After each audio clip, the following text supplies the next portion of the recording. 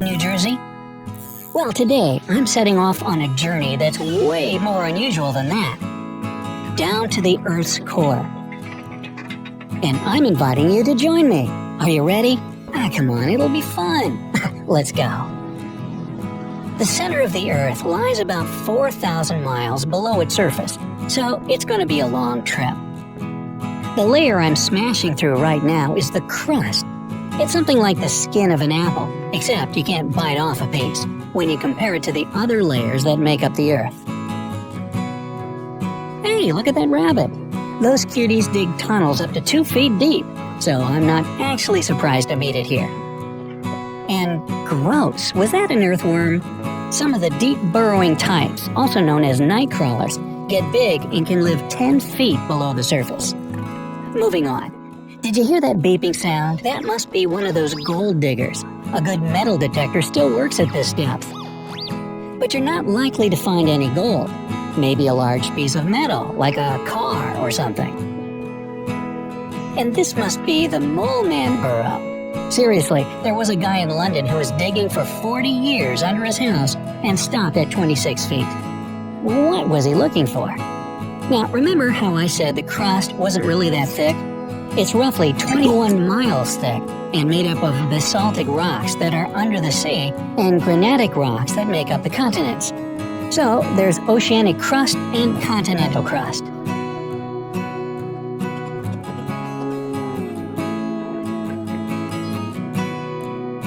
Whoa, was that a crocodile? Nile crocodiles dig the deepest burrows among all animals, so you can find them at 39 feet underground.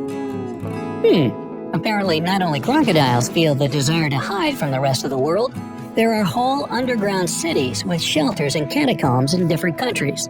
The deepest of them lies at 278 feet under Cappadocia in Turkey. Its 18 levels could house 20,000 people. How would they all get there? Today, they could just catch a train at the world's deepest metro station in Kiev, Ukraine, lying at 348 feet. While people have advanced technologies these days to dig this deep, trees just naturally grow this way. In South Africa, there are species whose roots reach up to 400 feet below the surface. I'm currently moving through continental crust, as you see, and 2 important things you should know about it are that it's about 2 billion years old, even though the oldest rock is 4 billion and it was found on the shore of Hudson Bay, Canada. And it covers about 40% of the Earth. Yeah, the rest is oceanic crust. The granitic rocks that it's made of have more silicon, aluminum, and even more oxygen in them than basaltic rocks, because they have access to open air on the surface. The crust is the source of all the metals and minerals humans have ever used, except for diamonds, which are much deeper. I think we'll spot them later. Do you have pockets?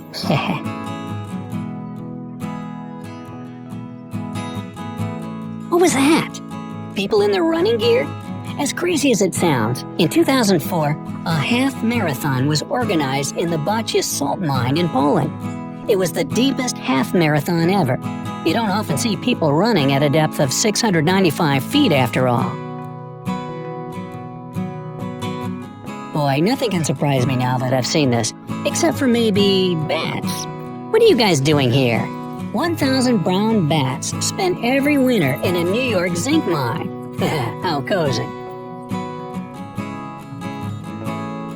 Ooh, it's getting cold. This is the deepest point you can find permafrost, or permanently frozen soil layers at. Speaking of frost, the Earth's crust serves as an electric blanket that covers the mantle. It's rich in the radioactive elements uranium, thorium, and potassium, which produce heat. Moving on, this here looks like a good hiding spot. The deepest cave in the world is Verkhovkina Cave in Georgia, the country, not the state, at about 1.4 miles below the ground. And that was a train I heard. Wait, how could a train possibly run this deep? It couldn't until 2016, when the deepest and longest underground railway, Gotthard Base Tunnel, was opened in Switzerland.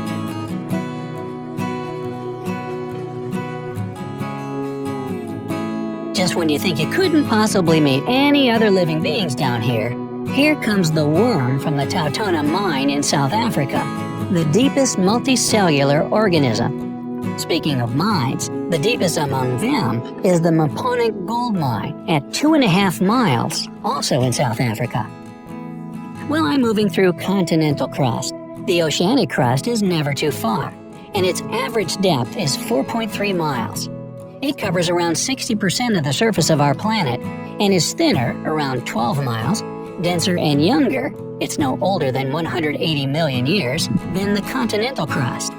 It's constantly being born at mid-ocean ridges, and that's what makes the continents move. At 7 miles deep, you have your final chance to see the ocean on this trip. We've just reached the Mariana Trench, the deepest point of the Pacific Ocean. Traveling through the crust was fun, but it had to end at some point. And here comes the border where they don't stamp your passport, the boundary between the crust and the mantle. It's the largest section of the Earth, at 1,801 miles wide.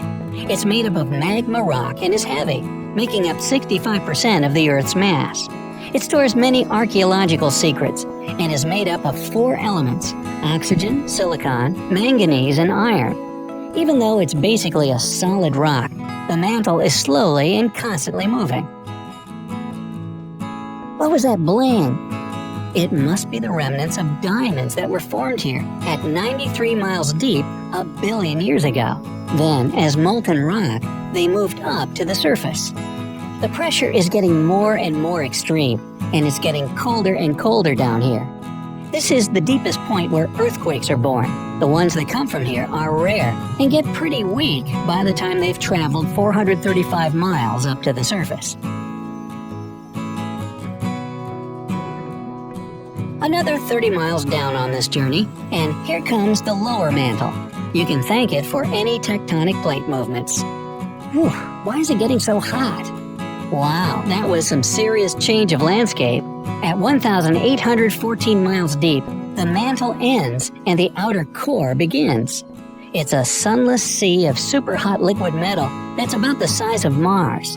This sea has slow-moving currents and magnetic and electrical fields that produce storms and cyclones.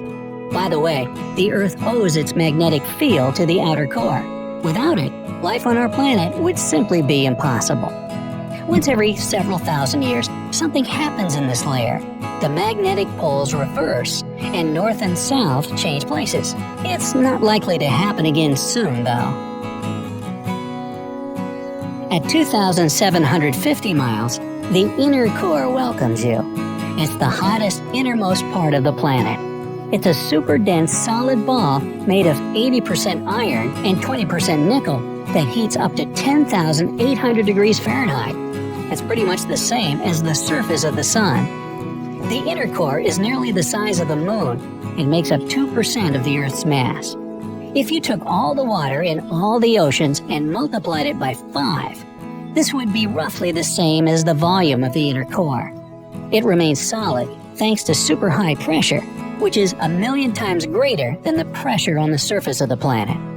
Because no one has been this deep, except for us right now, scientists have a lot of research to do in this area.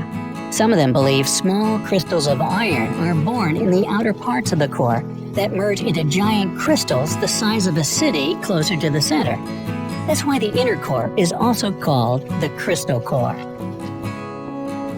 Not so long ago, British scientists found out that the inner core is relatively young, probably somewhere between 500 and 1,000 million years old, and that's nothing in terms of Earth science. It's hard to tell exactly where the center of the Earth is, but it looks like I can put my flag down here at 3,958 miles. Now, that was quite a journey. Now, for those of you who are thinking of packing your bags to go see the Earth's core, I have some not-so-good news. It's technically not possible yet, because there's no way to survive the pressure and extreme heat that are waiting down there. However, if someone built a tunnel that would provide all the necessary protection, it would only take 18 minutes of free-falling to get there. Hey, sign me up.